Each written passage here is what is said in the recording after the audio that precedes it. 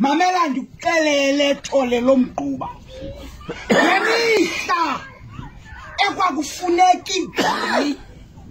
lokumela isizwe sikaXhosa ngemihla umlungu ebhokile esithi la amazibuko ndiyawathimba wavela uthungwa wazinikezela wathi qhelani mna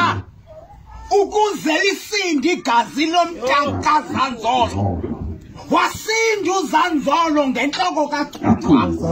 kanti kwakunjalo ngemihla yokugcotshwa kukaTshiwo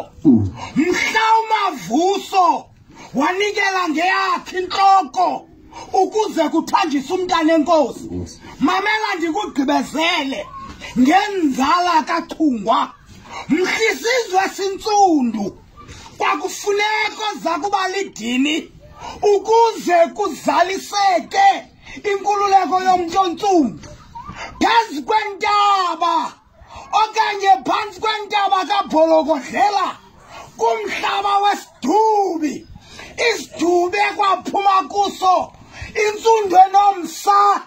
intsundu emnyama kaNomsusarhili kulapho kaloku wagaqa khona umfazi wazala ngesine sakuThembisile uThembisile walidini wavela uWalusi wamdubula sathi isizwe sintsundu safumana inkululeko usathetha ngomqakatho ewe umlambo nezigaba umlambo nengxangxasi umlambo nolagcibe kanti umlambo netheba ewe ngaphesheya zingafumaneka intaba ingafumaneka inkili ezinamazelo okudliwa ngamakhwenkwe kodwa ulagcibe olungela mqakatho alunazintili zidliwa ngamakhwenkwe ngaphesheya